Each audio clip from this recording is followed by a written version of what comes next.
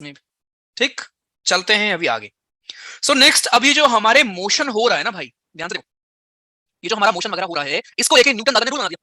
Newton दादा आते हैं और वो इसके लिए 3 नियम दे देते हैं। कहते हैं जो कोई चीज मूव कर रही है ना, ऐसे नहीं मूव कर रही है, कुछ ना कुछ है इसमें, राइट? तो जो 3 हमारे रूल हैं उनको हमको समझना है। उनको हम बुलाते हैं न्यूटन्स लॉ ऑफ मोशन, जिसमें आप पढ़ते हैं first law, second law, third law, ठीक है? तो न्यूटन के हम लॉज ऑफ मोशन जरा पढ़ेंगे। न्यूटन के लॉज ऑफ मोशन क्या है, और यहाँ से भी न्यूमेरिकल्स आते हैं।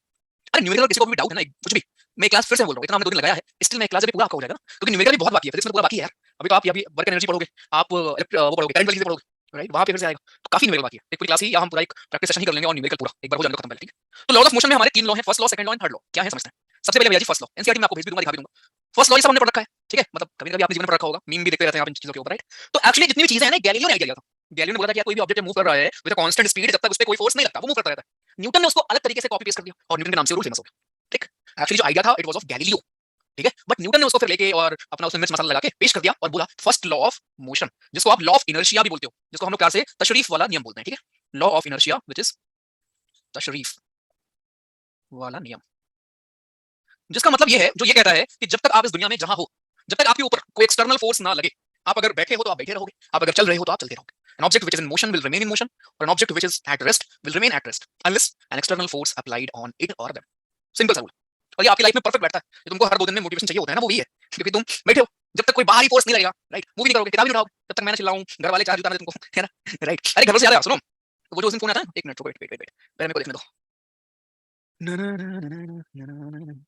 तो उस दिन एक का जो फोन आया ना सुपर के लिए कि सर बच्चा परेशान है, उनके फादर का फोन पे आया था, ठीक है? एंड ही वाज लाइक कि ये सर खाना वाना नहीं खा रहा है। एंड मेरे को मतलब हंसी सी आई कि भाई, मैंने उससे बात किया, फिर मैंने कहा भाई तुम बच्चे हो, 2 क्लास सेकंड में हो, सीरियसली? मतलब लाइक अब तो बिल्कुल नहीं बता सकता भाई, और ये हाल था ना तो एसएसडी मत जाओ। ठीक है, बचपना अगर है तो, right? Sir what if y axis denote time and x, अच्छा अगर आप ऐसे पूछ रहे हो स्ट्रेट लाइन में, तो वो तो पॉसिबल नहीं होगा ना भाई। आप कह रहे हो कि सर अगर हम स्ट्रेट लाइन में ऐसे लेने तो ऐसा, तो ये तो आपके हिसाब से फिर क्या हुआ कि टाइम हमारा फिक्स्ड है और आप मूव किए जा रहे हो, है ना? तो ये कैसे संभव है, कुछ सोचो जरा। क्या ये पॉसिबल है कि टाइम को आप रोक दो और आप मूव करते चले जाओ? ये एग्जाम के एक दिन पहले वाली फीलिंग है कि काश टाइम रुक जाए और मैं रिवीजन करता रहूं पूरा। तो ये पॉसिबल नहीं है कि आपका टाइम एक जगह रुका रहे और आप बस डिस्टेंस बढ़ाते रहो, बढ़ाते रहो, बढ़ाते रहो। This graph is not possible यार, रियल लाइफ में, ठीक है? भैया 10 घंटे ड्राइव करके आ रहा हूं, कोई बात नहीं, चलो ठीक है। तो मैं थ्रू हिम आपको एग्जांपल दे रहा हूं कि दोस्त जिस एग्जाम के लिए आप यहाँ हो ना यार, जो करियर आपको चाहिए ना, वहां पे ये बचपना है बेचारा वाला नहीं चाहिए यार, ठीक है? लाओ भी अंदर से, साला कैसे नहीं होगा, नहीं आता कंपटीशन, कैसे नहीं आता, सीखेंगे यार, इतनी प्रैक्टिस करेंगे, कैसे नहीं करेंगे, हर दिन करेंगे, राइट? नहीं आता फिर इंग्लिश नहीं आती, इसीलिए तो है यहाँ पे, देखते 3 महीने में कैसे नहीं सही होता मेरा। हैव दिस एटीट्यूड यार, ठीक है? अंदर से आना चाहिए, करेंगे। आप परेशान है तो सर नोट्स कैसे बनाएं, ये कैसे करें, और कैसे कि आपके सपने बड़े हैं कि हम ये प्रॉब्लम सॉल्व करेंगे, है ना?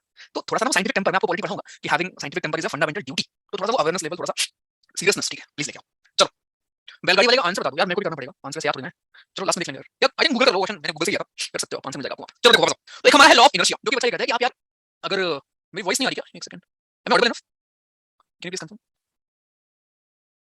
ठीक है, श्रेया जी आपकी बात नहीं हो रही यार, ठीक है यार? तो मैं खुल के समझाऊं कि कोई पर्सनल मत लिया करो यार, मेरे को मैसेज एट लार्ज देना होता है उसके लिए, ठीक है? किसी को पर्सनली नहीं बोल रहा हूं कि आप ऐसे वैसे, भाई ठीक है ना? मैं like honestly we can not जज एनीवन, बट मैं आपको सिर्फ समझा सकता हूं थ्रू एग्जांपल्स कि हां ये चीज ठीक है, ये चीज इसको हम इंप्रूव कर सकते हैं, दैट्स इट, ठीक? बस चलो, पहला रूल हमारा लॉ ऑफ इनर्शिया ये कहता है कि यार अगर आप कोई ऑब्जेक्ट है, अगर आप रेस्ट पे हो तो आप रेस्ट में रहोगे, अगर आप मोशन में हो तो आप मोशन में रहोगे, अनलेस कोई चीज लगे। इसका एक फायदा, एक एग्जांपल जो आप बटन देखते हो, ठीक है? चलो मान लो पापा बैच वाला जा रहा है टूर, कहां जा रहा है?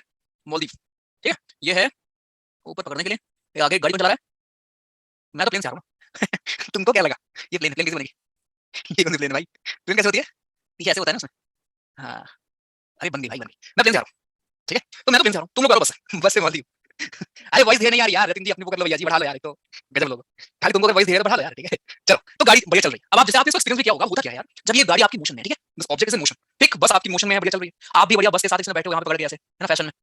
यहाँ पे दीदी है एक, ठीक? अब दीदी ने पकड़, दीदी को पता है, ठीक है? दीदी ने ऊपर पकड़ रखा है कि हाँ दीदी उसकी क्लास अटेंड करती है दोनों हाथों से, ठीक है? और आप फैशन में हो कि आपको कुछ मालूम नहीं। अब होगा क्या, ये बस आपकी मोशन में है, इसके साथ साथ आप भी हो मोशन में, ठीक है? रिलेटिवली अगर हम बात करें, आप भी मोशन में हो, ठीक? आप भी मूव कर रहे हो एक जगह से दूसरी जगह पे, राइट? बट इस एग्जांपल को अगर देखना चाहो, आप चलती गाड़ी में ऐसे कॉइन टॉस करो, ऐसा नहीं होगा ना कि कॉइन आपने उछाला और कॉइन चला गया पीछे और आप आगे निकल गए, राइट? तो रिलेटिव मोशन में हर चीज आपकी मोशन में रहेगी, ठीक है? तो होता ये है कि मान लो भाई साहब आगे कोई आ गया और आपने ब्रेक मारी, आगे आइलैंड आ गया। कौन सा आइलैंड आ गया? स्नेक आइलैंड आ गया। ये स्नेक आइलैंड कहां है भैया? बालक, स्नेक आइलैंड कहां है? हाँ जी, ब्लैक सी में। ये कौन सा रूट जा रहा है ये? ये उल्टा रूट नहीं है, जाना कहां था हमको? जाना कहीं और था। ये ब्लैक सी क्यों ले रहा है?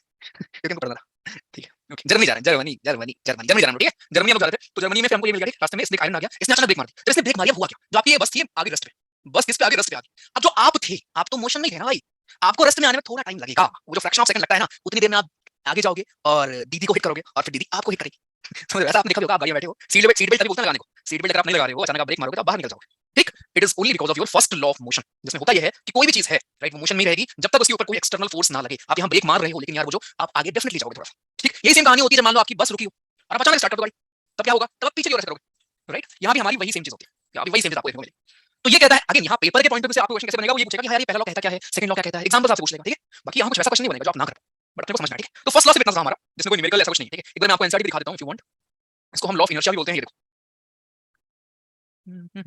गैलीलियो भाई साहब का रोल था यहाँ पे, ठीक है? An object remains in state of rest और of motion in straight line unless कोई चीज उस पे लगे, ठीक? आप इसके बेस्ट एग्जांपल हो, आपको लगता है चलाएंगे नहीं, आप पढ़े रहते हो, या अंदर से अगर आप में नहीं आ रहा पढ़ने का, ठीक है? कि हाँ यार पढ़ लेता हूँ, पेपर है 3 महीने में, क्या करूंगा, पीडीएफ में नाम नहीं आता यार, ठीक है? एसएसडी स्टेनोट भी हो रहा हूँ, है ना? ये अंदर से फोर्स ही तो है, ये कहीं ना कहीं फोर्स ही तो है बालक। तो जब तक आपके ऊपर फोर्स नहीं लगेगा कोई चीज, जिस स्टेट में आप हो, आप उसी हालत में रहोगे। फेल अगर आप हो रहे हो तो फेल होते रहोगे, अगर फोर्स नहीं लगाओगे अपने ऊपर, ठीक? सिंपल फंडा है, फर्स्ट लॉ आपके जीवन में लगता है न्यूटन का पहला नियम, बस वही कर एग्जांपल, राइट? तो ये चीज हमारी हो गई। ये देखो एक एग्जांपल, ये जादू दिखाते हो ना तुम लोग घर पे, राइट? इसमें क्या होता है कि एकदम सेट करके रखते हो, हाँ भाई, और जाती फिर भी तुमसे अंदर राइट? इसमें आपने देखा होगा आप हिट करते हो, अब देखो मान लो ये हीट है सारी, आपने हिट किया एकदम नीचे वाले को, तो नीचे वाला क्या था, सब लोग रेस्ट पे थे, नीचे वाला मोशन में आ गया, राइट? लेकिन बाकी सब रेस्ट पे ही है, नीचे वाला मोशन में आ गया, निकल गया, बाकी सब रेस्ट पे रह गए, बाकी सब आपके रेस्ट पे रह गए, बस। तो ये है आपका न्यूटन भाई साहब का हमारा पहला नियम, जिसको हम लोग लॉ ऑफ इनर्शिया भी बोलते हैं। अब आप कंफ्यूज, सर इनर्शिया क्या होता है? कुछ नहीं, तुम्हारा मास, बस। जिसका मास ज्यादा उसका इनर्शिया ज्यादा, जिसका मास कम उसका इनर्शिया कम।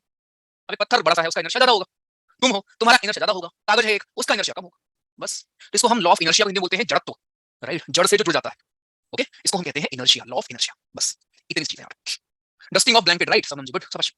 भैया एप्पल सर पे गिरा था, रियल स्टोरी है क्या इनकी? पता नहीं भाई मालूम नहीं भैया। जैसे आपने बायोलॉजी ऑल टेस्ट क्वेश्चन की पीडीएफ शेयर की है, वैसे ही ऑल सब्जेक्ट की भी दे देना। ये मैंने कब कर दिया अच्छा काम ये मैंने कब किया है? कुछ अच्छे काम में कर देता हूं, मुझे खुद याद नहीं रहता कब क्या नहीं किसी बालक ने किया होगा। अरे मैं भेज दूंगा, ऑब्वियसली मैं भेज दूंगा, लेकिन अभी नहीं भेजूंगा, ठीक है? अभी तुम इस चक्कर में आ जाओगे कि हां रोज तो पीडीएफ मिल जाती है, क्यों टाइम बार-बार टेस्ट देना है। लास्ट में हम उसी से रिवीजन करेंगे, वहीं से क्वेश्चन करेंगे, ठीक है? डोंट वरी, चलो ठीक है। वो फेक है, अच्छा। सीए की भेजी, मैंने भेजी भैया जी, सीए की पीडीएफ भेजी है। इनर्शिया है, बस मास होता है मंसूरी, आप जिस टाइम पे बैठे हो, ठीक है? दिस इज योर बेसिकली जो भी आपका है, या आप एक इनर्शिया की पोजीशन पे हो, काइंड ऑफ रेस्टिंग पोजीशन आप बोल सकते हो, ठीक? कल का टेस्ट मेल पर आया था, हां जी मैंने भिजवाया था। चलिए ठीक है, आगे सेकंड लॉ ऑफ मोशन क्या है, ठीक है? अब सेकंड लॉ समझना ध्यान से, क्योंकि यहाँ पे आते हैं आपके numerical. Second law of motion ये कहता है, देखो first law of motion indicate करता है दैट व्हेन एन अनबैलेंस, अच्छा ये बैलेंस फोर्स और अनबैलेंस फोर्स क्या होता है? अरे सिंपल सा है, अगर मान लो मैं ऐसे बैठा हूँ ठीक है, आप मेरे को ऐसे पीछे से पुश करो और मैं आगे मूव करूं, इसका मतलब क्या है कि मैं यार अनबैलेंस हूं, ठीक है? कि आप मेरे को हिला सकते हो, बट अगर मान लो मैंने भी एक कोई चीज को पकड़ रखा है कि हाँ यार देखने तुमने कितनी हिम्मत है, मैं मूव ही नहीं करूंगा, तो मतलब मेरे ऊपर जो फोर्स लग रहा है वो बैलेंस है, राइट? कि यार आप जितना फोर्स लगा रहे हो इधर, उतना ही अपोजिट लग रहा है, और मैं बैलेंस हूं एकदम अच्छे से, आप मेरे को हिला नहीं पाओगे। तो ये दो तरह के हमारे फोर्स होते हैं, one is balanced, one is unbalanced, ठीक? आगे तो यहाँ पे लिखा है first law of motion indicates that when an unbalanced external force acts on an object its velocity change, मतलब कि ऑब्वियसली आप किसी को हिलाओगे तो क्या होगा, उसमें कुछ स्पीड आएगी, है ना? कुछ तो चेंज होगा, और अगर वेलोसिटी चेंज होगी तो एक्सेलरेशन होगा उसमें। तो मतलब आप आई थिंक इतना समझ चुके होंगे मोशन पढ़ के कि क्या होता है वेलोसिटी, क्या होता है एक्सेलरेशन, चेंज क्यों होता है, ठीक है? तो सेकंड लॉ से हमारा ये कहता है कि जो आपका ये एक्सेलरेशन है ना, जो आप ये एक्सेलरेट कराते हो किसी भी बॉडी को मूव करके, इसकी वजह से क्या होता है ना, एक फोर्स डेवलप होता है, बस, दैट्स इट। ये है हमारा सेकंड लॉ ऑफ मोशन। अगर यहाँ पढ़ना है तो आप देख सकते हैं, the momentum of an object कहाँ है? Second law of motion states that the rate of change of momentum of an object is proportional to applied unbalanced force. मैंने आपको क्या पढ़ाया? मैंने आपको ये पढ़ाया कि जो हमारा एक्सेलरेशन है, आप किसी भी चीज में अगर एक्सेलरेट कर रहे हो तो वो डिपेंड करेगा कहीं ना कहीं उसके फोर्स के ऊपर, यानी force is directly proportional to acceleration. अब इस प्रोपोर्शनलिटी के साइन को हटाने के लिए हम कोई कांस्टेंट यूज कर लेते हैं, in this case we can use mass of that object, और हमको फॉर्मूला मिल जाता है कि भैया जी होता क्या है हमारा, फोर्स मास इनटू एक्सेलरेशन। फिर से देखिए प्लीज आराम से, और जिस टाइम पे हम जो पढ़ रहे हैं बालक उसी पे फोकस करो यार। अपन हम ये रहे हैं तुम्हारा ध्यान सर बायो को कैसे करेंगे, क्या पूछ रहे हैं यार, सब इक्वली इंपॉर्टेंट है यार। देखो मैंने आपको क्या बताया, जब आप कोई बॉडी को मूव करते हो और मूव हो रही है तो उसके पास क्या होगा, पहली चीज वेलोसिटी, ठीक? दूसरी चीज क्या होगी उसके पास, एक्सेलरेशन होगा। क्या इसमें किसी को डाउट है क्या? अगर कोई बॉडी मूव कर रही है तो उसमें वेलोसिटी होगी, दूसरा होगा एक्सेलरेशन, नो डाउट, क्लियर सभी को? Good, okay. अब दो चीज अगर है बालक आप में, तो यहाँ पे एक चीज हमको ये देखने को मिलती है, जो हमारे एक्सेलरेशन हो रहा है ना, ये डिपेंड किस पे करेगा? अरे जितना तेज आप पुश करोगे, मेरे को आराम से पुश करोगे प्यार से, तो मैं आराम से मूव करूंगा। मेरे को अगर तुम ऊपर से नीचे फेंक दो तो भाई ज्यादा हो जाएगा एक्सेलरेशन, है ना? तो यार कहीं ना कहीं फोर्स जो है वो डिपेंड करता है, उल्टा बोल लो एक्सेलरेशन डिपेंड करता है कि आप फोर्स कितना लगा रहे हो, ठीक? इस प्रोपोर्शनलिटी को साइन को हटाने के लिए we can use any constant, यानी हमको मिल गया फोर्स क्या होता है, mass into acceleration, that's it. अब सही मोमेंटम क्या था सर? अरे बालक एक्सेलरेशन होता क्या है, final velocity minus initial velocity divided by time, यही था मोशन चैप्टर में। रटो इसको यहाँ पे, तुमको ड्राइव करा दिया, रटो मत, ड्राइव कर लो सब कुछ। ये क्या है, v minus you by T, v minus you by T. तो यहाँ से क्या मिल गया आपको, यहाँ से आपको मिल गया mv minus mu by T. ये mv क्या होता है, इसी को हम बोलते हैं मोमेंटम। मोमेंटम क्या होता है, मास इनटू वेलोसिटी, खत्म। तो ये फाइनल मोमेंटम, ये इनिशियल मोमेंटम, ये टाइम। इसीलिए आप ये बोल सकते हो यहाँ पे कि चेंज इन मोमेंटम, जो हमारा सेकंड लॉ है, वो चेंज इन मोमेंटम को भी डिनोट करता है। ये क्वेश्चन आया है कई बार कि भैया जी मोमेंटम में चेंज को कौन सा रूल आपका, कौन सा लॉ दर्शाता है, राइट? तो ये रटो मत क्यों दर्शाता है, ये हुआ इसलिए क्योंकि एक्सेलरेशन हमारा क्या होता है, v minus you by T, right? और mv क्या होते हैं हमारे, कुल मिला के मास और वेलोसिटी क्या होते हैं मिला के, मोमेंटम हमारा होता है। मोमेंटम आप वर्ड सुनते होंगे बहुत ज्यादा क्रिकेट में, खासकर मैच वगैरह आप देखते हैं तो, ठीक है? फिर से देखो न्यूमेरिकल कैसे बनेगा, यहाँ से न्यूमेरिकल आपको मोमेंटम देके पूछ लेगा, वो एक्सेलरेशन देके पूछ लेगा, मास देके पूछ लेगा। तो मैंने आपको दोस्त ये पढ़ाया कि भैया जी मोमेंटम को ये होता है सिंपल, ठीक है? मोमेंटम हमारा होता है मास इनटू वेलोसिटी, कोई डाउट नहीं सर, ठीक? और दूसरा फोर्स क्या होता है हमारा, मास इनटू एक्सेलरेशन। ये सब कैसे आया सर, धक्का दे के आया आपको, आपको तो हमने ऊपर से नीचे गिराया तो हमको ये ज्ञात हुआ कि अगर धीरे गिराएंगे तो आप आराम से जाओगे, अगर फोर्स से गिराएंगे तो कम हड्डी टूटेगी, और अगर ज्यादा ऊपर से गिराएंगे, ज्यादा फोर्स लगा गिराएंगे तो ज्यादा हड्डी टूटेगी, राइट? तो आपको एक आइडिया मिला कि फोर्स क्या है, वो कहीं ना कहीं एक्सेलरेशन और फोर्स डायरेक्टली प्रोपोर्शनल है। तो हमको ये दो संबंध मिलते हैं, और ये हमको अपना सेकंड लॉ ऑफ न्यूटन का, जो हमारा सेकंड लॉ है, वहां से हमको ये चीज देखने को मिलती है, ठीक? दैट्स इट, खत्म, समझना? न्यूमेरिकल दिखाऊंगा अभी, पहले बताऊंगा। क्या कह रहा है मालक? इतना ही जो रिपीट लिख के बैठे रहते हैं ना, रुक जाओ पूजा मत करो। अब तुमसे पूछूंगा, है ना, जो चक्कर में गए थे ना बेटा, पूजा शर्मा, कहाँ हो आप? हाँ जी, बताइए मैम क्या डाउट है? हाँ जी मैम बताइए, क्या डाउट है? नवीन जी आप बता दो, आ जाओ। नवीन कुमार दुबे, क्या डाउट है बालक? अनम्यूट तो कर लिया करो यार, दो बात ही कर लिया करो। हाँ, ये लेक्चर बस सुनने आते हो कहानी। नवीन हाँ जी बताएं क्या डाउट है? मैं ये सेकंड लॉ क्वेश्चन समझ नहीं आया। जैसे कि आपने ये बोला था ना वही तो पढ़ाया मैं, क्या नहीं समझ आया ये पूछ रहा हूँ, ये तो तुम ऐसे बोल दो मुझे समझ नहीं momentum equal to m into v बराबर आया। है। हाँ, तो जब मैं ये समझ रहा था तो फिर f equal to m into a कहाँ से आ गया? अच्छा, आप ओके, तो जब मैंने बोला कि जब मैं खुद को धक्का दिलवा रहा था उस टाइम पे थे आप क्लास में? हाँ हाँ हाँ, तो सुना था वो मेरे साथ। हाँ, मतलब कुछ मास लगा और फिर थोड़ी सी एक्सीलरेशन लगा, तब आप गिरे थे हम लोग। तो वहाँ पे यही मिला ना भाई, तो भैया ये तो सेकंड लॉ हो गया, फिर इसमें अपन जहाँ हम लोग डेराइव किए थे, ये जो मोमेंटम आ गया, मोमेंटम कहाँ से आया? मोमेंटम कहाँ से आया? मोमेंटम होता है मास इनटू वेलोसिटी, ठीक है? आप पूछ रहे हो सेकंड लॉ में मोमेंटम कहाँ से आया? वही तो पता कर दिखाया था यार। मैं आपसे पूछ लिया था फिर क्या करना। एक्शन क्या होता है? Final minus initial upon time, ठीक है? इसको आप ऐसे लिख सकते हो ना कि mass into velocity minus mass into velocity, initial और फाइनल अपॉन टी। एम होता क्या है? मोमेंटम। तो final momentum minus initial momentum, तो ये चेंज इन मोमेंटम नहीं हुआ? हुआ? अच्छा एम हाँ एम मोमेंटम होता है, हाँ ठीक है ठीक। ठीक है। अब विज्ञान हाँ जी फ्री फॉल में आप पढ़ोगे ग्रेविटी में, ठीक है? ग्रेविटी में आप देखेंगे जहाँ पे आप जी का यूज करते हैं, ठीक है?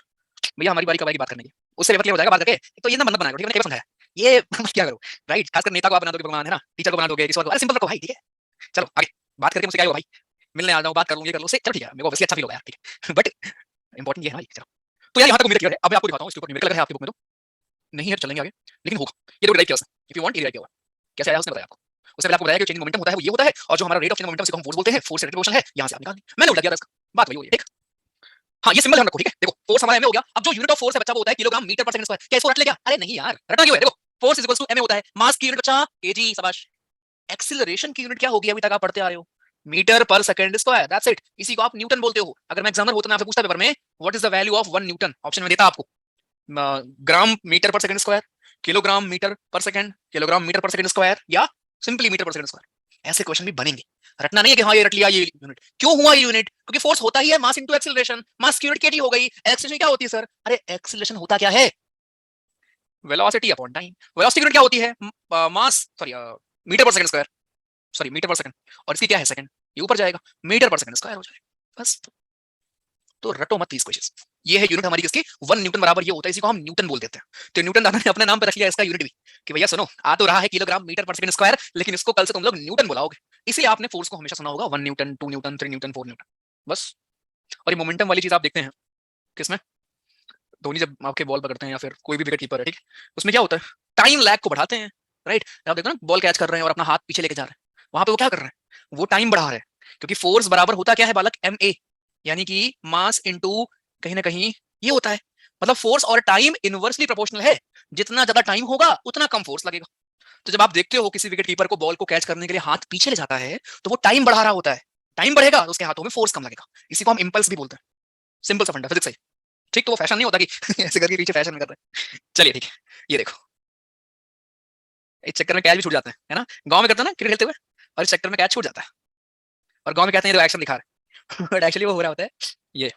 शैलेन जी इसकी जगह ना डाउट ही लिख दिया करो बालक, ठीक है? एग्जैक्टली चेंज इन मोमेंटम को हम इंपल्स बोलते हैं, ठीक? चलो नेक्स्ट। मोहित जी अभी यहाँ हो ना, ये पढ़ लो भैया, ठीक है? आप खेलते हैं प्रोफेशनली, वेरी गुड। तो यहाँ पे आप देखो, अगर करना है तो चलिए क्वेश्चन कर लेते हैं। 9.2 करिए। विच वुड रिक्वायर, अच्छा ये ऐसे पूछा गया, छोड़ो। A motor car is moving with a velocity of 108 km per hour. It takes 4 seconds to stop after the brakes are applied. Calculate the force exerted by the brakes on the motor car if its mass along with the passengers is 1000 kg. करिए करिए, फिर मैं आपको option दे रहा हूँ, पहले solve करो।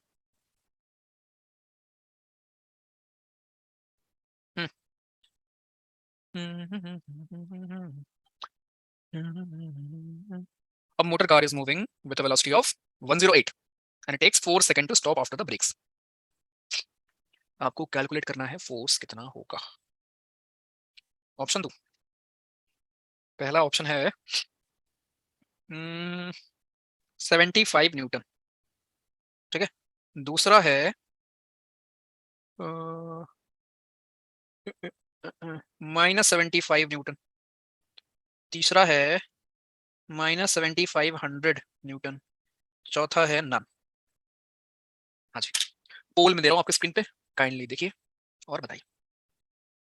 ये खत्म कर देंगे ना फिजिक्स, फिर एक क्लास डाउट की केवल कर लेंगे, बिकॉज कुछ है आई नो आपको डाउट्स, जैसे आई एम ट्राइंग कि ना हो, बट ठीक है।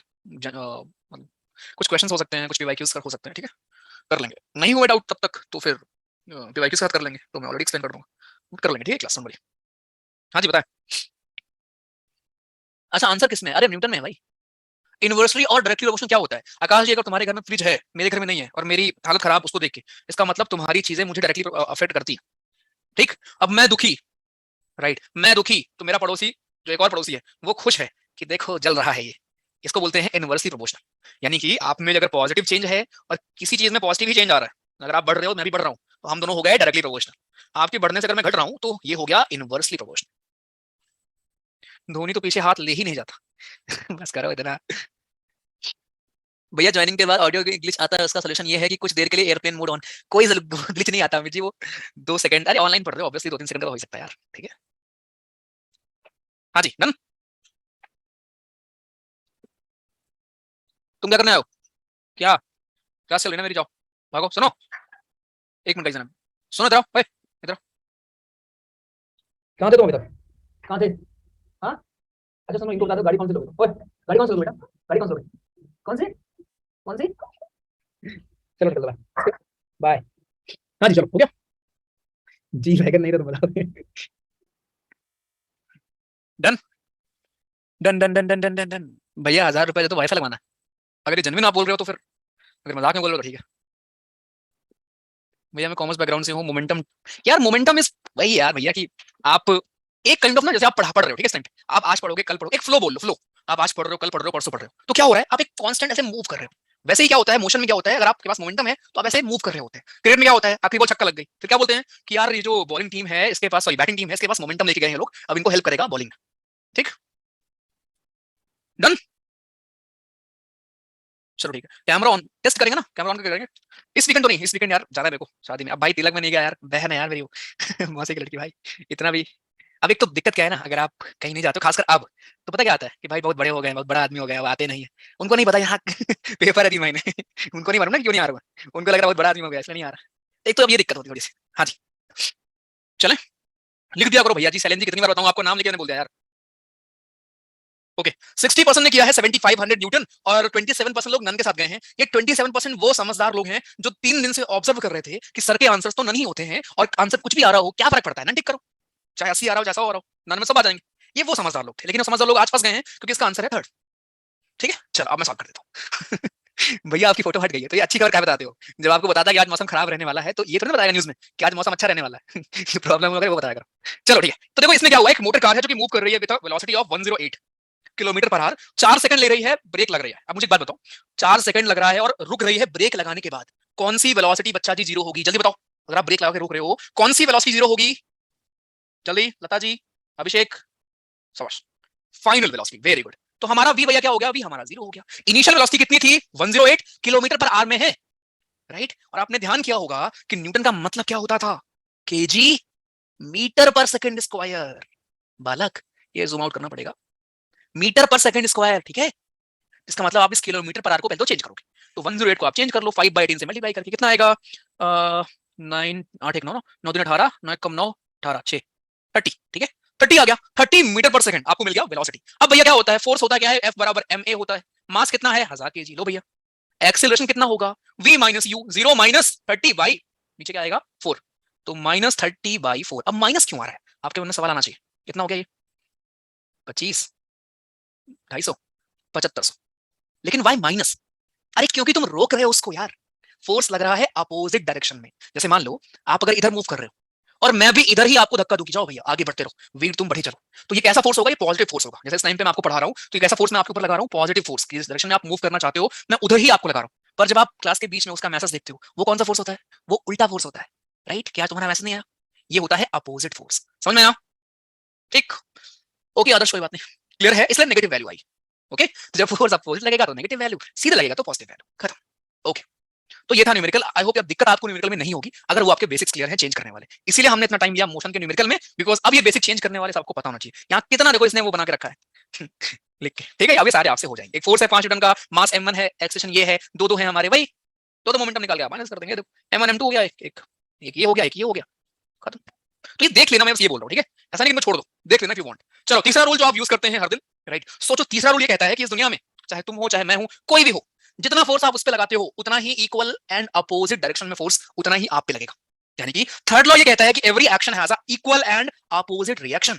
आप सोचो जरा कि यू लव हर और हिम जो भी है, ठीक है, you want to talk to her, और इस दुनिया, कायनात, यूनिवर्स, लॉज, कुछ भी बोलो, सब ये चाहते हैं कि आप बात करो उससे, ठीक है, क्योंकि शाहरुख खान ने कहा था नहीं, क्योंकि फिजिक्स कहता है ठीक है, फिजिक्स कहता है कि हर चीज एक दूसरे की तरफ अट्रैक्ट होती है, एक दूसरे के ऊपर फोर्स लगा रही होती है। तुम सोचो उसके बाद वो तुमको ब्लॉक कर रही है, समझ रहे हो लेवल, कि दुनिया की हर चीज आपको अट्रैक्ट कर रही है, उसको भी आपकी तरफ अट्रैक्ट करा रही है, still you are blocked, still reply नहीं आ रहा है। ये क्या बताता है आपको? ये बताता है बालक की निकलो चाहो, थोड़ी मेहनत करो, ठीक है, कुछ बनो, ठीक, तभी मानेंगे उसके पापा। समझ में आ गया? आया समझ में? This is your third law, ठीक। लॉ में कांस्टेंट और प्रोपोर्शनलिटी नहीं आएगा क्या? मतलब मास हमने हटाया था ना, वो मास, तभी तो मास लिखा था, प्रोपोर्शनलिटी को हटा के आप कोई कांस्टेंट यूज करते तो हमने मास लिया था ना, ठीक है। How to convert newton to KG, newton को आप केजी में क्यों कन्वर्ट करोगे? अरे न्यूटन में आपका केजी मीटर पर सेकंड स्क्वायर, ये मतलब है एक न्यूटन का, राइट। तो अगर मान लो आपका आंसर आ रहा है केजी में नहीं आ रहा है, तो आप उसको पहले तो वैल्यू मान लो, मैं आपको मास दूं अभी ग्राम में, ठीक, मैं आपको एक्सेलरेशन देता हूं मान लो मीटर पर सेकंड स्क्वायर में, राइट। तो जब आप निकालोगे ना के बराबर एम में, तो बच्चा पहले आप मास को चेंज करोगे केजी में, ये ध्यान रखना, तभी वो न्यूटन, अगर मान लो ऑप्शन में न्यूटन में आंसर है, राइट, ध्यान रखना इस चीज को, ठीक। तो ये मास को आप ग्राम से केजी में कन्वर्ट करोगे, क्योंकि न्यूटन में अगर आपको लाना है तो आपको वैल्यूज चाहिए केजी में और मीटर पर सेकंड स्क्वायर, इस बात को ध्यान रखो। चलो आगे चलते हैं, दैट्स इट, ठीक है। तो ये था हमारा तीसरा रूल, कुछ और नहीं है यार इसमें, बस कोई क्वेश्चन भी नहीं बनते, क्वेश्चन आपके ही न्यूमेरिकल वाले बनते हैं या स्टेटमेंट देके आपसे पूछ लेगा। बेस्ट एग्जांपल से गन है, अब गन एक काम करो, आज घर पे अगर है, नहीं यार ये गलत हो जाएगा, वरना मैं कुछ आपको बोल दूं सच में कोई कर ले तो गजब हुआ है, ठीक है, ऐसा कुछ नहीं करना है, ठीक है। बट अगर आपको देखना है इसका एग्जांपल, अगर आपने मूवीज में देखा होगा, अरे मूवीज छोड़ो, तुम लोग खेलते हो ना वो पबजी, खेलते हो, है ना? हाँ, तो उसमें क्या करते हो आप?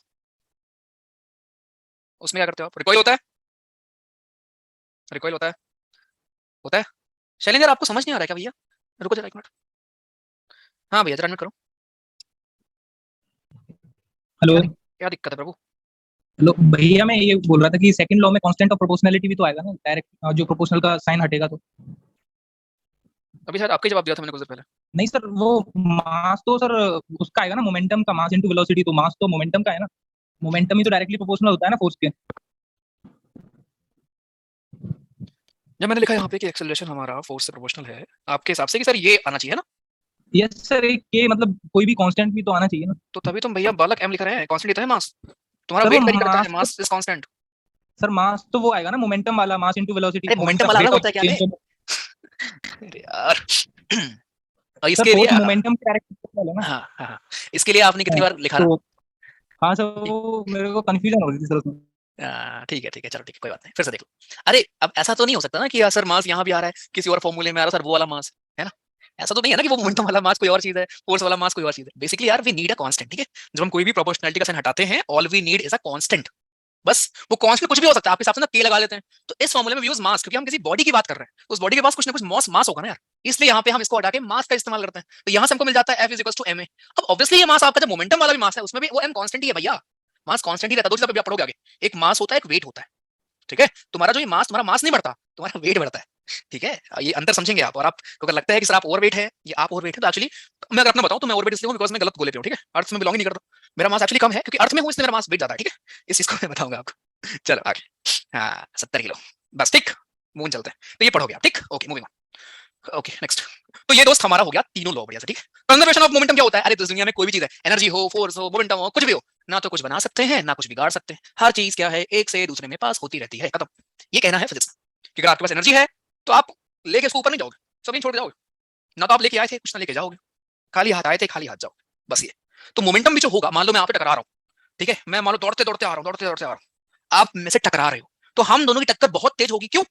क्योंकि जो मोमेंटम था, जो मेरा फोर्स था, जो वो कहीं ना कहीं ज्यादा था, तो आपसे जो मेरा वो वेलोसिटी बहुत ज्यादा थी, है ना, तो हम दोनों टकराए और एक दूसरे को ट्रांसफर कर दिए। तो उससे क्या हुआ? उससे ये हुआ कि हम दोनों बहुत दूर जाके गिरे। अभी हम आराम आराम आए, वॉक करते आए और फिर टकराए, फिर क्या होगा? कुछ नहीं होगा, क्योंकि तब मोमेंटम कम था तो कम ट्रांसफर हुआ, अगर बहुत फास्ट आए तो भैया ज्यादा था, ज्यादा ट्रांसफर होगा, डैमेज हो जाएगा। तो पॉइंट ये है कि जब आप मूव कर रहे होते हैं, अगर आप, इसका बेस्ट एग्जांपल कोलिजन का ही होता है, जो आपका बिफोर कोलिजन मोमेंटम होता है वही आफ्टर कोलिजन भी होगा, ठीक, बस एक फॉर्म से दूसरे फॉर्म में ट्रांसफर हो जाता है। सेम कहानी आपकी एनर्जी के साथ होती है, तो भैया जी एक जगह से दूसरी जगह पे आपका बस वो ट्रांसफर हो जाएगा और कुछ नहीं होगा। इसी के ऊपर न्यूमेरिकल आपसे पूछ लेता है, इसमें बस ये है कि जो आपका पहले मोमेंटम था before collision, that will always be equals to collision के बाद वाला मोमेंटम, बस। आपको दे देगा कि आप टकरा गए हो, पहले आपका मास इतना था, पहले आपकी वेलोसिटी इतनी थी, अब जरा बताओ, आपका मास तो वही है, ठीक है, राइट, अब जरा बताओ वेलोसिटी कितनी। ऐसे क्वेश्चंस आपसे पूछ लेता, तो बस ध्यान क्या रखना है अपने को कि बिफोर कोलिजन जो मोमेंटम होगा that will always be equals to after collision, क्योंकि वो ट्रांसफर हो जाएगा। मैं बहुत फास्ट चल रहा हूँ, आप बहुत स्लो आ रहे हो, बट जब टक्कर लगेगी ना तो दोनों को चोट पहुंचेगी। बट अगर दोनों स्लो आ रहे हैं तो किसी को चोट नहीं पहुंचेगी, क्योंकि वहां पे हमारे पास कुछ वेलोसिटी नहीं थी, तो कहां से ट्रांसफर होगा? तो जब टक्कर लगती है ना, टक्कर कहां से लगती है? तो चोट लगती है, चोट क्यों लग रही है? वही वही मोमेंटम, वही एनर्जी, राइट, वही एनर्जी हम संभाल नहीं पाए, बस ये कहानी। इसके कई सारे आपको यहाँ पे एप्लीकेशन ये सब देगा, न्यूमेरिकल भी आप देख सकते हो। ये देखो, पहले मोमेंटम, दूसरा मोमेंटम, ये पढ़ देना इसको, ठीक है। ये लड़की को आपने देखा होगा कार्ड पे जम करते हुए, ये बेस्ट एग्जांपल है आपके मोमेंटम का, राइट। आप में से बहुत लोग करते भी होंगे, आई थिंक स्केट वगैरह है यूज भी करते होंगे, हॉकी प्लेयर, कोलिजन वगैरह, ठीक। तो यहाँ से क्वेश्चन आपके ऐसे बनते हैं, वैसे देखो, राइफल का मास 4 kg है, एक बुलेट जिसका मास 50 ग्राम है, ठीक है। इसको हमने फायर किया, इनिशियल वेलोसिटी 35 थी, इनिशियल रिकॉइल वेलोसिटी क्या होगी? मतलब वही कि मोमेंटम के पहले तो ये था, अब रिकॉइल का मतलब क्या हुआ कि लड़के वापस सेकंड केस में क्या होगा, राइट। तो इसी फॉर्मूले पे आप रख दोगे, आपके पास दोनों मास है और आपको एक वेलोसिटी पूछ रहा है, ठीक है। ये कंजर्वेशन के आपके लॉज हैं, ये देखो, कि all conservation laws such as conservation of momentum, energy, angular momentum, charge, सब कुछ हमारे फंडामेंटल लॉज हैं। यानी इस दुनिया में कोई भी चीज इसमें पढ़ाने वाला नहीं है, ठीक है। इस दुनिया में कोई भी चीज है बच्चा जी, वो क्या होगी? वो कांस्टेंट ही रहेगी। अगर आप एनर्जी की बात करो, मोमेंटम की बात करो, ये सब कुछ क्या होंगे? सब कुछ हमारे कांस्टेंट रहेंगे, ठीक। दैट्स इट, इतना सा। नो नो नो भैया, I am curious to know, अगर दो गन अपोजिट अटैच करके एक साथ चलाएं तो बुलेट कहां जाएगी? दो गन भाई साहब पे डाउट है, जरा सुनो। अच्छा मैम, डाउट, हां जी बोलो। मैम के हिसाब से दो गन, एक इधर एक गन इधर, दोनों को साथ चलाओगे तो गोली कहां जाएगी बताओ? गोली कहीं जाए तुम ऊपर जाओगे, ये पक्का है गोली नहीं पता, पर तुम्हारा ऊपर जाता है अरे भाई चलो आगे, युवराज के साथ मीटिंग जेल जाओगे, ऊपर जाओगे भाई। तो चैप्टर कुछ था नहीं, लेकिन हाँ वो रूल्स हमको पढ़ने थे क्योंकि वो मोशन का एक्सटेंशन था, ठीक है। मोशन का एक्सटेंशन हमारा चैप्टर था, इसलिए हमने इसको पढ़ा। अब आते हैं अपने चैप्टर पे, इसका नाम है वर्क एनर्जी, ठीक है, जो कि वन ऑफ द बढ़िया वाला चैप्टर है आपका। रुक जाओ, आज टेस्ट करेंगे, ठीक है। आज टेस्ट आपका, आज भी मैंने बायो का ही बनाया है, राइट। और आज और आप बायो करोगे, फिर 10 बजे वो भी करोगे कॉम्प्रिहेंशन। कल कॉम्प्रिहेंशन कितना नंबर है तुम लोग के? कुछ इंप्रूवमेंट दिख रहा है? अभी तो नहीं दिख रहा वैसे, बट विद टाइम दिखने लगेगा। कितना मार्क्स है कल के उसमें? कल इजी था, श्योर? 15, 7, 13, 12, ओके। एक मिनट रुको, देवेंद्र मिनट रुको, देवेंद्र। सर कितने आपके? सर वो 10 लिख रहा था, वो 0 हो गया टाइप से, लैपटॉप से कर रहा था ना जल्दी जल्दी में। ध्यान रखो बालक। हाँ सर, क्वेश्चन नंबर है साइंस की बुक की फोटो सेंड कर दो यार, एनसीईआरटी है यार पंकज जी, मैं तो भेज दूंगा जब मैं पढ़ा रहा हूं, पर आप कर सर। सकते हैं। सर एक क्वेश्चन था कल जो आपने कराया था ना, क्वेश्चन एक कि एक car is at rest, acceleration होता है यूनिफॉर्म और स्पीड है 144 किलोमीटर पर आवर और टाइम देखा 20 सेकंड, तो सर उसमें डिस्टेंस निकालनी थी। नहीं डिस्टेंस निकालनी थी, अभी अभी कर देगा। नहीं सर, कल कराया था। अच्छा हां, तो सर उसमें आपने पहले तो एक्सेलरेशन निकाला था सर कि एक v = u + c करके। तो सर इसको डायरेक्ट फॉर्मूले से निकाल सकते हो, वाले speed = distance upon time, distance आ जाएगी सीधे। लेकिन ये मैंने कल बताया भी था। अरे वही तो करते हो ना, देखो जब आप निकाल रहे हो एक्सेलरेशन, आप क्या कर रहे हो? आप कर ही रहे हैं कि आप निकाल रहे हैं v - u/t। अब आपके हिसाब से अगर एक वेलोसिटी 0 है तो एट द एंड आप वही तो कर रहे हो ना, स्पीड कि हमारी स्पीड अपॉन टाइम, कर रहे हो आप, वही तो कर रहे हो। अगर एक 0 है ना। तो सर उसमें जैसे आपने निकाला तो आपका आता 400, मैंने निकाला मेरा 800 आता। किसमें? ये सर जो कल क्वेश्चन कराया था ना, आप ही ने बनाया था। एक्सेलरेशन नहीं सर, डिस्टेंस। डिस्टेंस कुछ गलती कर रहे हो भाई, गलत कैसे आएगा? अरे देखो, एक्सेलरेशन आप निकालोगे वही तो है, कुछ है थोड़ी ना। आपने बोला कि वो इससे स्टार्ट हुआ, राइट? इसी को आप ऐसे लिख लो यार। तो आप चाहे डायरेक्ट स्पीड अपॉन टाइम निकाल रहे हैं या जो भी आपको मैंने वेलोसिटी अपॉन टाइम या इस फॉर्मूले पे रख के निकालो, निकलेगा तो वही ना। एक्सेलरेशन आपके पास आ गया, अब जब आपको स्पीड निकालना है, आपके पास टाइम था तो आप क्या निकालेंगे? इस फॉर्मूले यूज कर लेंगे, ut + ½ स्क्वायर, खत्म। तो सेम आएगा, कुछ गड़बड़ कर रहे हो लेकिन वैल्यूज में कुछ। ठीक चलो तो भैया जी वर्क एनर्जी पढ़ेंगे जरा हम लोग। ये मजा चैप्टर है आपके लिए, ठीक है, जिसमें आपको बढ़िया बढ़िया न्यूमेरिकल करेंगे। घर में आपके मीटर बिल आता है, क्यों ऐसा आता है, राइट? आप लोग सब समझ जाओगे कि कैसे बिल इतना आता है, कैसे कैलकुलेट हम लोग करते हैं, किलो हार्स पावर क्या होती है, राइट? किलोवाट आवर क्या होता है, वाट क्या होता है, एनर्जी क्या होती है, काम क्या होता है, औकात क्या होती है, पावर क्या होता है, सब कुछ आप पढ़ोगे, ठीक। चलिए जरा स्टार्ट करते हैं। तो इसमें हम पढ़ने के वाले हैं वर्क क्या होता है, काम। आपको मालूम चलेगा कि आप दिन में पढ़े रहते हो, काम 0 करते हो। फिर दूसरा एनर्जी, तीसरा हमारे एनर्जी के प्रकार, फिर चौथा हमारा आता है पावर, ये पावर कैसे होती है, राइट? पोटेंशियल एनर्जी हो गया, ये रहा रेट ऑफ डूइंग वर्क, इसको बोलते हैं पावर। फिर यहाँ पे हम निवेल करेंगे बढ़िया सा। तो मैं बस यही बोलूंगा कि मिस मत करना इसको, ठीक है, स्टार्टिंग से इस चैप्टर को। अभी हम स्टार्ट करेंगे तो सुबह तक खत्म करेंगे इसको, मतलब सोने का टाइम है तो एक फ्लो में करेंगे और बढ़िया फिर आपसे मस्त न्यूमेरिकल्स होंगे, ठीक है। इसलिए एक फ्लो में पढ़ना अच्छे से। तो वर्क एनर्जी एंड टाइम हमारा चैप्टर है, जिसमें हम पढ़ते हैं कि वर्क डन, कोई भी काम हम कर रहे होते हैं वो क्या होता है, लेके बातों में बढ़िया तरीके से। फिर इसको कर लेते हैं, टेस्ट करेंगे। तो बालक work energy and work energy हमारा इस चैप्टर का नाम है। ये जो मैं आपको भी एनर्जी एनर्जी कर रहा था वो क्या है, ठीक है। तो पहली बात तो वर्क, कोई भी काम अगर आप कर रहे हो, उस काम को करवाने की जो आपकी क्या बोलेंगे उसको, उस काम को आप जितना जल्दी करवा पाओगे वही आपका पावर होगा, राइट? यानी किसी भी काम, औकात क्या होती है कि भैया जी चाचा विधायक हैं, एक फोन कर देंगे काम तुरंत हो जाएगा। तो मैं बोल सकता हूँ कि पावर नाम की जो हमारी यूनिट होती है उसको हम लिख सकते हैं कि वर्क डन अपॉन टाइम। कितने टाइम में आप कितना काम करवा दोगे, इसी को हम पावर बोलते हैं। बस इसको रखो साइड में, आगे हम यूज करें। तो वर्क से हम स्टार्ट करते हैं, राइट, कि वर्क डन क्या होता है, ओके। और क्या 0 हो सकता है, क्या वर्क डन, क्या नेगेटिव हो सकता है, क्या वर्क डन, क्या पॉजिटिव हो सकता है, ओके। उसके पहले क्वेश्चन आपके लिए, ये मैं हूं, मैं किसी काम को करता हूं 10 दिन में। ये तुम हो, तुम किसी काम को करता है 20 दिन में, 30 दिन में। दोनों मिलकर उस काम को कितने दिन में करेंगे? जल्दी जल्दी ऑप्शन दो, ऑप्शन दे दूं 3 4। पहला ऑप्शन है 7.8, ये 7.5। ये इसको निकालो एक से, रुको हट गए, निकल निकल निकल ना, मारो ना, ज्यादा बनना होता है जरा। ए यार थोड़ा रुको, कुछ कमजोर बालक भी है हमारे क्लास में यार आपकी तरह ब्रिलियंट नहीं है यार, थोड़ा अंदर सुधारना मुझे कुछ, क्या यार। चलो पूरा मूड खराब कर दिया क्वेश्चन। चलो ठीक है भैया, 7.5 आएगा, कैसे आएगा मत जाओ, ये मैथ है क्वेश्चन। चलो छोड़ो, वापस आता। तो वर्क एनर्जी जरा हम पढ़ रहे हैं यार। वर्क एनर्जी हमारा, देखो वर्क होता क्या है आप सोचो, वर्क कब होगा? आप पढ़ रहे हो, कैसे मानो क्या पढ़ रहे हो? अगर आपके हिसाब से आप कोई काम कर रहे हो, खेत जोत रहे हो, चलो गांव में खेत तुम्हारा, इसमें तुम ट्रैक्टर चला रहे हो, कैसे मान लो तुम काम कर रहे हो? जब मैं देखूंगा तुम्हारा ट्रैक्टर चल रहा है, भाई देखो हाँ चल रहा है, इसका मतलब काम कर रहा है। अगर कोई ऑब्जेक्ट अपनी जगह से हिले ही नहीं रही है तो क्या वो कोई काम कर रहा है? क्या नहीं कर रहा है, जीरो काम कर रहा है। यानी तुम दिन भर पढ़ते हो, काम कितना करते हो? जीरो। हाँ जी, फिजिक्स की डेफिनेशन, राइट। तो वर्क होने के लिए किसी ऑब्जेक्ट को डिस्प्लेस होना बड़ा जरूरी है। किसी भी ऑब्जेक्ट को डिस्प्लेस होने का मतलब अपनी जगह से हिलना बड़ा जरूरी है। और दूसरा, फोर्स लगना बड़ा जरूरी है उसके ऊपर फोर्स लगना भी उतना ही जरूरी है। आप अरे फोर्स लगेगा तभी तो डिस्प्लेस होगी ना भाई। तो वर्क के लिए unit two things, one is force, second is उस बॉडी का मूवमेंट। तो यहां से हमको फिर मिलता है फार्मूला वर्क का, which is force into displacement. What is work? Work is force into displacement, force into displacement. ये है बच्चा हमारा वर्क, ठीक। अब मजे की बात क्या है, जो हमारा वर्क है ना, ये क्वांटिटी है स्केलर, ध्यान रखना। वर्क हमारा स्केलर क्वांटिटी है, बट वहीं पे फोर्स अगर आप देखोगे, स्केलर क्या होती है, आई थिंक आपको याद होगा, स्केलर वो होती है उनके पास डायरेक्शन नहीं होता, केवल मैग्नीट्यूड होता है। बट फोर्स क्या है हमारी? फोर्स हमारी वेक्टर क्वांटिटी। डिस्प्लेसमेंट क्या था? Vector quantity. तो अगर मैं एग्जाम्पल होता, मैं आपसे क्वेश्चन पूछता है स्टेटमेंट वाला कि क्या वेक्टर क्वांटिटी के प्रोडक्ट हमेशा वेक्टर ही होगा क्या? क्या स्केलर का प्रोडक्ट हमेशा स्केलर ही होगा क्या? ऐसा कुछ नहीं। वेक्टर का प्रोडक्ट भी हमेशा, मतलब ऐसा नहीं है कि वेक्टर ही होगा, स्केलर भी हो सकता है, क्योंकि वो अलग कहानी है। वर्क अलग है, फोर्स अलग है, डिस्प्लेसमेंट अलग है।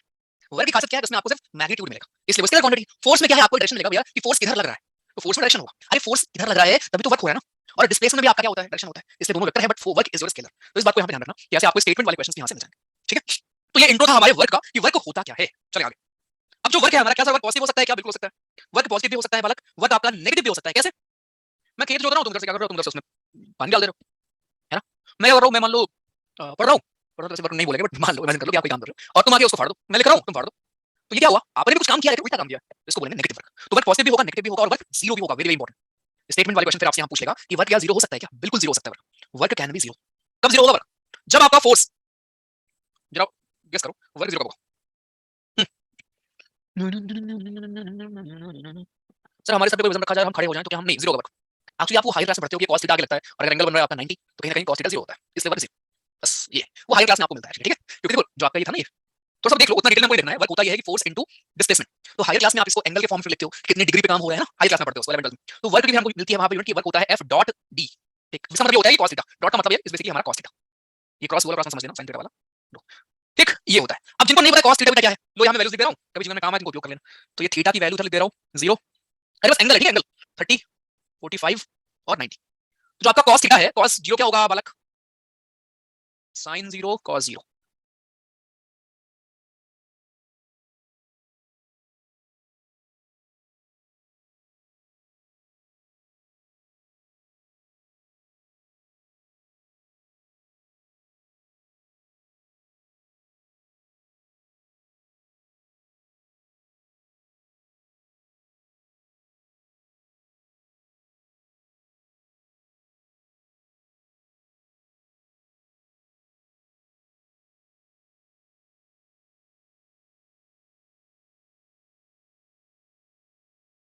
ठीक है, तो sin 0 क्या होगा? 0। cos 0 क्या होगा? 1। sin 30 क्या होता है? 1/2। cos 30 क्या होता है? √3/2। sin 45 क्या होता है? 1/√2। cos 45 क्या होता है? 1/√2। sin 90 क्या होता है? 1। cos 90 क्या होता है? 0। ये अलग अलग वैल्यूज हैं हमारे, ठीक है। तो जैसे मान लो आपने बोला कि एंगल जो बन रहा है वो 90 डिग्री बन रहा है, आप ऐसे मूव कर रहे हो, ये आपका सामान है, आप मूव ऐसे कर रहे हो, तो इधर फोर्स लग रहा है, राइट। इधर आप डिस्प्लेस कर रहे हो, तो ये एंगल बन रहा है 90 डिग्री, तो फिर वर्क क्या हो जाएगा? वर्क हो जाएगा 0। क्यों? क्योंकि जो cos 90 होता है वो कितना होता है? 0 होता है, इसलिए वर्क 0। बट इतना डिटेल में आपसे नहीं पूछा पेपर में, ठीक है। बट इससे आपको वैल्यूज पता होनी चाहिए कि यार कौन सा एंगल की वैल्यू क्या होती है, क्लियर है। बाकी आपको समझना नहीं है इसमें, बस ये वैल्यूज हमको क्लियर हो। हाँ जी, क्लियर। अच्छा 60 लगेगा क्या? 60 भी लिख लो, 60 30 का उल्टा है, ये √3/2 और ये 1/2, उसी का उल्टा है। tan भी होता है, tan is basically your sin by cos। तो tan निकालने के लिए ना आप sin को cos से डिवाइड कर दो, ये होता है हमारा tan। चलो, तो वर्क डन 0 हो सकता है, इस बात को प्लीज ध्यान में रखेंगे, इसके ऊपर क्वेश्चन आ सकता है। अच्छा बालक नेक्स्ट चलते हैं। ये तो हो गया वर्क की हमारी कहानी। अच्छा वर्क का यूनिट क्या होता है? Anyone, what is the unit of work? हाँ जी, वर्क की हमारी यूनिट क्या होगी? Newton, newton metre. Very good, obviously newton metre यार। फोर्स इनटू डिस्प्लेसमेंट होता है ना, फोर्स की यूनिट रटो मत, न्यूटन, इसकी डिस्टेंस सॉरी मीटर, और न्यूटन मीटर को आप क्या लिखते हैं? जूल। तो पेपर में आपसे अगर पूछे what is the value of 1 joule, it is 1 newton metre. एक डाइन भी आपने सुन रखा होगा, एक यूनिट हमारे होता है डाइन, एक डाइन बराबर 10 रेज़ टू पावर -5 न्यूटन, ये भी हमारी एक यूनिट है, राइट। चलेंगे, ओके। तो इन बातों को जरा ध्यान रखें, ये हमारे कुछ यूनिट्स हैं जो कि हम यूज करेंगे आगे, ठीक है, न्यूमेरिकल्स में। चलिए नेक्स्ट, तो नेक्स्ट हमारा आता है एनर्जी। अब एनर्जी और वर्क यूनिट सेम क्यों है? क्योंकि दोस्त वही तो सेम चीज है। अरे आप कितनी कैपेसिटी है आप में काम करने की, उसी को बोलते हैं एनर्जी, और वही आपका वर्क। इतना काम तुम कर रहे हो, इतनी आप में औकात है, वही आपकी क्या एनर्जी। कितना अंदर है भैया, मतलब अंदर से है कितना आपके में, क्या बोलेंगे उसको? एनर्जी बोलो, ठीक है। तो energy is basically capacity of doing your work, कि आप कितना काम कर सकते हो, कैपेसिटी कितनी है आप में, कैपेसिटी ऑफ डूइंग वर्क। इसी को हम क्या कहते हैं? इसको हम कहते हैं एनर्जी आप में कितनी है, राइट। बस अब एनर्जी कई तरह की हमारी हो सकती है, chemical energy, mechanical energy, heat energy, electrical energy, light energy. Light में क्या मिलती है? Light energy. बिजली की तार जा रही है उसमें, इलेक्ट्रिकल एनर्जी, राइट। तो ये हमारे एनर्जी के कई सारे फॉर्म होते हैं। हमारे काम की इसमें एक फॉर्म, इसको हम बोलते हैं मैकेनिकल एनर्जी। मैं समराइज करता हूं लास्ट में, अगर आपको लग रहा है कि थोड़ा फास्ट हुआ है तो वैसे हुआ नहीं है, थोड़ा समराइज में एनर्जी बच्चा हमारी होती है मैकेनिकल एनर्जी, ठीक है। थोड़ा बोरिंग है आई नो, अब यार वो बायो वाली फीलिंग आपको नहीं आएगी, ठीक है। वो जो बायो में हम पैर वैर हाथ जोड़ रहे थे, ठीक है, वो चीज यहां नहीं मिलेगी। राइट? तो बट स्टिल आई थिंक समझ में चीजें आ रही होंगी, और क्योंकि पेपर में अलग क्वेश्चन आएंगे भाई, बायो से भी उतने आएंगे, या से भी उतने आएंगे, इसलिए पढ़ना अपने भाई यार, ठीक है? बोरिंग लगे, अच्छा लगे, कुछ भी लगे, पढ़ना है, ठीक है? बायो से ज्यादा इंटरेस्टिंग है, अपनी पर्सनल चॉइस हो सकती है, ठीक है? पर्सनल चॉइस हो सकती है, इसको न्यूमेरिकल में अगर मजा आता है उसको, मतलब मैं जानबूझ के आपने देखा होगा किया होगा कि बायो हमने थोड़ा मतलब प्रॉपर उससे पढ़ा था, लेकिन फास्ट में नहीं बोलूंगा, ठीक है? प्रॉपर टाइम देके पढ़ा था, but physics as compare to bio हम ज्यादा टाइम दे रहे हैं, बस मेरे को भी मालूम है, आई हैव आल्सो स्टूडेंट रहा हूं मैं, ठीक है? राइट? एक दिक्कत है आपको, भाई चलो, और मैं रिवील फिर रिपीट करूंगा आपको यार भाई, फिर मैं कराऊंगा रिवील, कैसे नहीं कर पाओगे? तो ये मैकेनिकल एनर्जी हमारी एक होती है जो कि बच्चा हमारी होती है कई तरह की, जिसमें हमको देखने को मिलता है एक तो काइनेटिक एनर्जी, इस टाइम पे आप बैठे हो ना घर पे, आपने कौन सी एनर्जी होगी, दो तरह की होती है हमारी mechanical energy, one is kinetic, second is potential. तो इस टाइम पे आपने है पोटेंशियल एनर्जी, जब आप वॉक करोगे आपके अंदर आ जाएगी काइनेटिक एनर्जी, और इसके ऊपर एक न्यूमेरिकल आता है, काइनेटिक एनर्जी, और लिख लो एनडीए सीरीज हर बार नसीब है, काइनेटिक एनर्जी और मोमेंटम के ऊपर रिलेशन के ऊपर एक न्यूमेरिकल आता है, अब मैं लास्ट में करा के आज आपको भेजूंगा। तो मैकेनिकल एनर्जी हमारे होते हैं दो तरीके के, one is kinetic, second is potential. ये क्या होता है? बच्चा जब कोई भी बॉडी मूव कर रही है, मैंने आपको क्या पढ़ाया, एनर्जी होती क्या है कि आप में कितनी कैपेसिटी है कुछ करने का, जब आप मूव कर रहे हो तो आप कुछ तो कर रहे हो, तो आप में कैपेसिटी होगी ना उस टाइम पे, वो कैपेसिटी क्या है, काइनेटिक एनर्जी। जब बैठे हो तब भी आप में कुछ तो होगी, कुछ तो कैपेसिटी होगी ना, वो कैपेसिटी क्या है, पोटेंशियल एनर्जी, ठीक? तो ऐसी एनर्जी जो आपके मोशन से आए, सिंपल डेफिनेशन है, काइनेटिक एनर्जी हमारी वो एनर्जी है जो आपके बच्चा जी, जब ऑब्जेक्ट हमारा मोशन में होता है ना, when objects are in motion, जब मोशन में कोई चीज है वो पोजेस करता है, उसको हम कहते हैं काइनेटिक एनर्जी, जिसका प्यारा सा फॉर्मूला होता है हाफ एम वी स्क्वायर, ठीक है? वहीं पे हमारी पोटेंशियल एनर्जी वो एनर्जी है जब आप रेस्ट पे हो, when the body is at rest, जब आप रेस्ट पे बैठे हैं उस टाइम पे जो भी आप एनर्जी पोजेस कर रहे हैं उसको हम बोलते हैं पोटेंशियल एनर्जी। फॉर्मूला क्या होता है, mass into gravity into height, mgh, ये है हमारा पोटेंशियल एनर्जी का फॉर्मूला, और ये है काइनेटिक एनर्जी का फॉर्मूला, राइट? फिर से देखिए, फिर मैं आपको बताता हूं संबंध क्या है दोनों में, मोमेंटम के साथ क्या संबंध है, और फिर एक न्यूमेरिकल करेंगे, फिर आप बायो टेस्ट करोगे, फिर आप 10 मिनट टेस्ट करोगे, फिर आप खाओगे, फिर आप सोगे, और फिर सुबह उठोगे, फिर आप मुंह धोगे क्लास में आओगे। फिर देखो, तो मैं इसकी तरफ सो जाया करो, ये मत बना करो नहीं सोएंगे, या टाइम नींद पूरी लिया करो, ठीक है?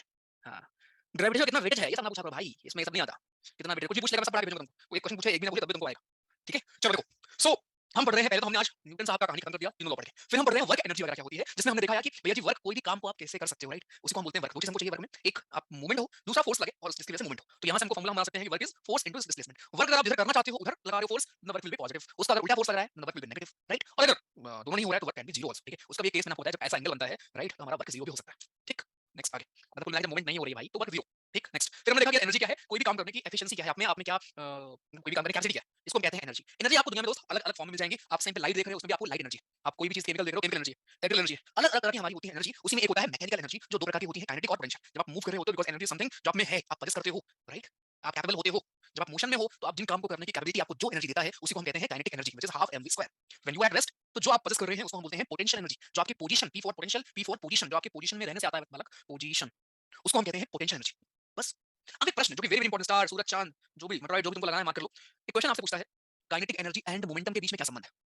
काइनेटिक एनर्जी और मोमेंटम में क्या रिलेशन है? और इसके ऊपर न्यूमेरिकल हमको मिलता है। तो पहले मैं आपको जो समझा दूं, रटना नहीं है, आप समझ जाओगे कि क्यों ऐसा हो रहा है। बालक आपने इतना पढ़ रखा है कि सर मोमेंटम क्या होता है, मास इनटू वेलोसिटी, किसी को डाउट नहीं होगा अभी इसमें, राइट? और दूसरा हमारा काइनेटिक एनर्जी क्या होता है, काइनेटिक एनर्जी हमारा होता है half mv square, half mv square. अब अगर ध्यान से देखो, सर यहाँ भी mv है, यहाँ भी mv है ना? तो क्या कोई संबंध बना सकते हैं फॉर्मूला? बिल्कुल बना सकते हैं। कैसे?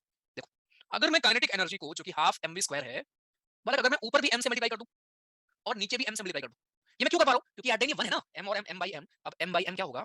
m by m तो 1 ही होगा ना, राइट? तो अगर मैं ऊपर भी, क्योंकि ये v स्क्वायर था, ये मेरे दिमाग में आइडिया क्यों आया कि यार अगर m स्क्वायर मिल जाए ना तो इसको हम मोमेंटम का स्क्वायर बोल देंगे, तो ऊपर हमको m चाहिए। अब ऐसा तो है नहीं घर अपना एक भाई लगा लेंगे, ऊपर लगाओगे तो नीचे भी लगाओगे वो डिवाइड हो जाएगा, तो मतलब ये बनी है, ठीक? तो यहाँ से हमको मिल गया कि half m square v square by m। बिल्कुल लिख सकते हैं, क्योंकि आप चाहो तो इससे इसको काट दोगे तो हमारा वही आ जाएगा जो हमारा फॉर्मूला होता है, तो इसको आप बहुत आराम से लिख सकते हो। अब जब मैंने इसको लिख दिया, अब फिर क्या हुआ, mv स्क्वायर हमारा क्या है, ये हमारा मोमेंटम है, तो हाफ मोमेंटम का स्क्वायर अपॉन m, ये होता है हमारा काइनेटिक एनर्जी। हमको एक रिलेशन मिल गया काइनेटिक एनर्जी और मोमेंटम को, क्या मिला? तो जो मोमेंटम का स्क्वायर है उसको हम लिख सकते हैं 2 times mass times kinetic energy, या फिर मोमेंटम को हम लिख सकते हैं under root 2 times mass into kinetic energy. ये फॉर्मूला बढ़ते हुए यहाँ से आता है। अब पेपर में आपको क्या देगा, पेपर में आपको बोलेगा कि काइनेटिक एनर्जी को हमने 4 गुना कर दिया, जरा बताओ मोमेंटम में क्या चेंज आएगा? ऐसे वाले क्वेश्चन आपको मिलते हैं। फिर से इसको देख लो, फिर मैं आपको एक पीवाईक्यू दिखाता हूं। मतलब हमको पता मोमेंटम क्या होता है, वी नो काइनेटिक क्या होती है। अब एमवी कहीं ना कहीं हमको इसमें डालना था।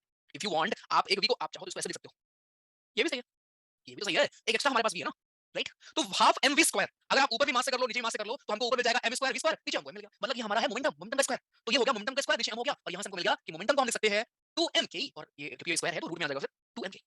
तो ये है, अब न्यूमेरिकल कैसा आता है मैं दिखाऊंगा, पहले मुझे क्लियर है, आई शो यू कैसे आते हैं न्यूमेरिकल्स। ये रिलेशन संबंध क्लियर है सभी को एक तरफ से अच्छे से? कोई तो है ना, नहीं है? नहीं है भाई?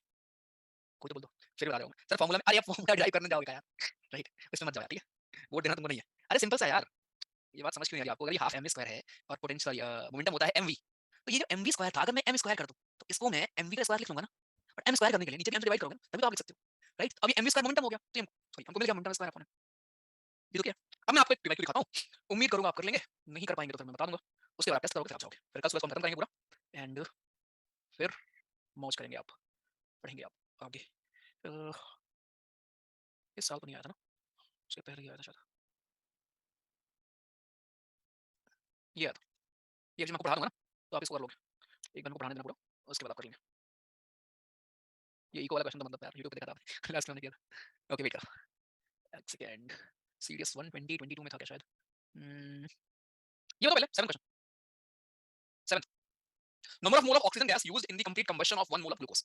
देखते हैं कितना दिमाग लगाते हैं, बताएं। Chemistry question.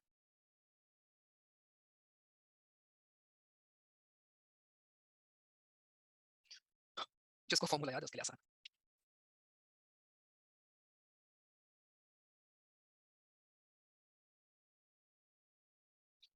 हम्म अब मैं बताऊं इसको लोगों ने किया कैसे, तो तुम लकी हो ठीक है तुम लोग हो थोड़े से लकी, क्वेश्चन थोड़ा लकी वाला बन जाता है, बात ये है। अभी रुको, पहले तुम करो फिर बताता हूं।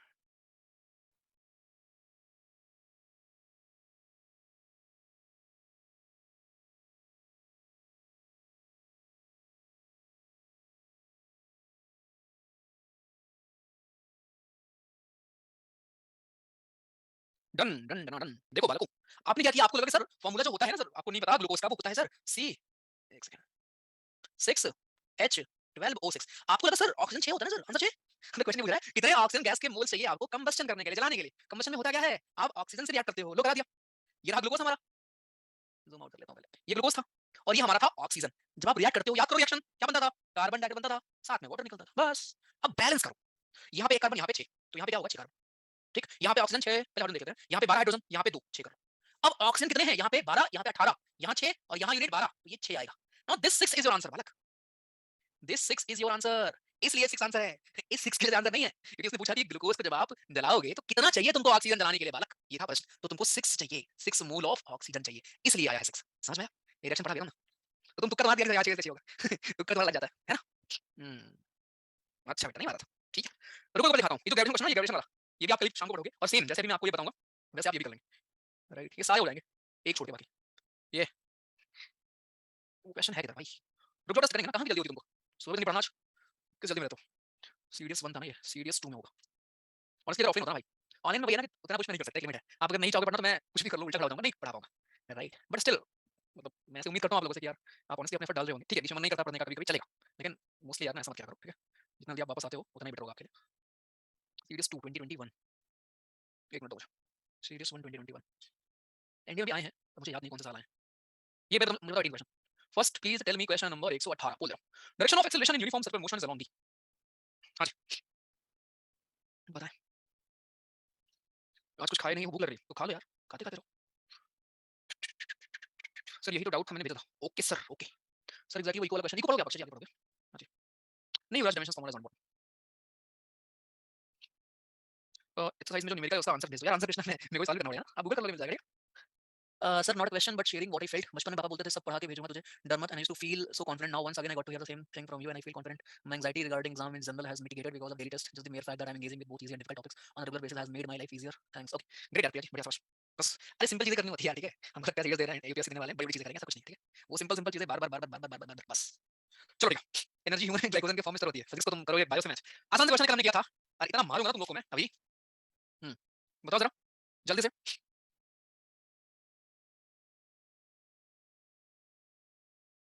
क्या आई हो यार, इतना पढ़ाने के बाद भी गलती करते हो। आज आके मैंने आपको स्टार्टिंग में बताया था, ये है तुम्हारा बालक सेंटर।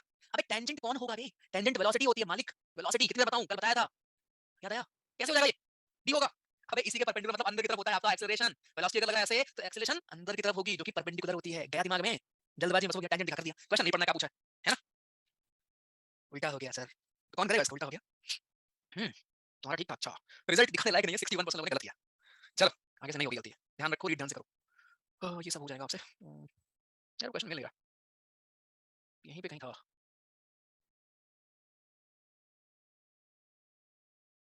एक मिनट प्लीज। सीरियस 1 2021 ना, एक आखिरी देख लेते हैं फिर नहीं तो फिर मैं आपको दस देता हूं, इसी में होगा।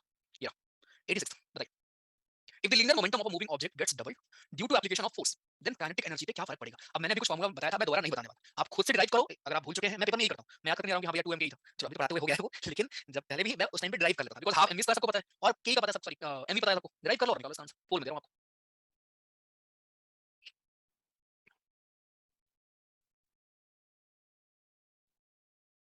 ये साइंस का फॉर्म भेजना मुझे और इंग्लिश का भेजना यार, ठीक है।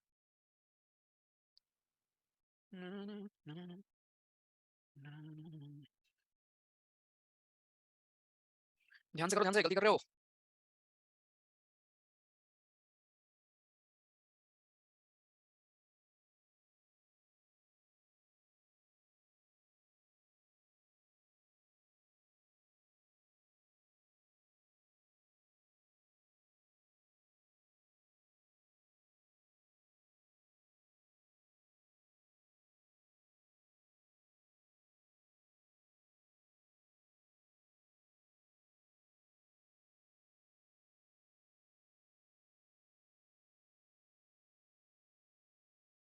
हाँ भैया, हुआ बालक, क्या बात है।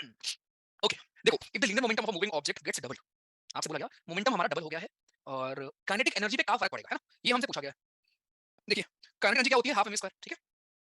मोमेंटम क्या होता है, एमवी। तो यहाँ से मैं लिख सकता हूँ क्या कि काइनेटिक एनर्जी बराबर हाफ मोमेंटम का स्क्वायर अपॉन एम, ये तो हमने निकाला था, ठीक है। या फिर मोमेंटम बराबर root over 2 times mass times kinetic energy, right. आपसे उसने चेंज पूछा है काइनेटिक एनर्जी, तो इसको इसी को यूज कर लेते हैं। जब आपने बोला कि मोमेंटम मेरा डबल हो गया है, आपने क्या बोला कि मोमेंटम मेरा डबल हो गया है, के पे क्या फर्क पड़ेगा। नॉर्मल के आपका क्या होता है, नॉर्मल के आपका होता है मोमेंटम का स्क्वायर अपॉन 2 टाइम्स मास, ये आपका नॉर्मली होता है सॉरी काइनेटिक एनर्जी। जब आपने डबल कर दिया, आपने किसको, इसको, अब इसके बाद 2 भी रख दो।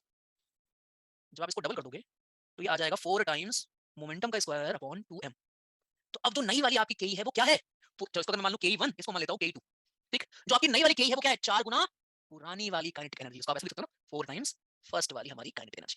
जो सेकंड एनर्जी है वो क्या है, 4 गुना होगी फर्स्ट वाली काइनेटिक एनर्जी। का आंसर क्या होगा, इंक्रीज बाय 4 टाइम। कुछ लोगों ने इंक्रीज बाय 2 टाइम किया है, पता नहीं कैसे, ठीक है। फिर से देख लो, इस फॉर्मूले से भी आ जाएगा बालक, आपका ये तो था यार। अरे इसमें क्या है ना, आपको पूछ रहा है के में क्या चेंज होगा, ठीक है। तो आपको अगर मान लो के हमारा क्या होता है, के हमारा होता है भाई मोमेंटम का स्क्वायर अपॉन 2m, ये कहां से आया, ये तो किया हमने आज, ठीक। अभी नॉर्मल है आपका, अगर इसको मैं काइनेटिक एनर्जी 1 मान लूं, ये आपका नॉर्मल फॉर्मूला होता है दोनों। आप ये कह रहे हो कि आपका मोमेंटम डबल हो गया, काइनेटिक एनर्जी पे क्या चेंज आएगा। तो मोमेंटम जो पहले मेरा नॉर्मल था, इसको मैं डबल कर लेता हूं, तो इसके लिए मैं लिख लेता हूं 2 टाइम्स ही आई पूरे का स्क्वायर होगा ना। तुमने यही नहीं किया, तुमने यही नहीं किया है। तो पूरे का स्क्वायर मतलब 4 टाइम्स, और ये हमारा फिर मोमेंटम का स्क्वायर अपॉन 2m। तो ये पूरा क्या है, ये पूरा मेरा पुराना वाला है और उसका 4 गुना, आंसर इज 4 टाइम्स। क्लियर है। ऐसे क्वेश्चन आपको मिलेंगे, मैं और दे दूंगा आपको इफ यू वांट, ठीक है। बढ़िया, सर कॉल उठा लो। अरे क्लास में हो भाई तुम, गजब लोग यार। चलो अब मैं टेस्ट रेडी करता हूं, रुक जाओ 1 मिनट, रुक जाओ प्लीज वेट, मैं को टेस्ट रेडी करने दो।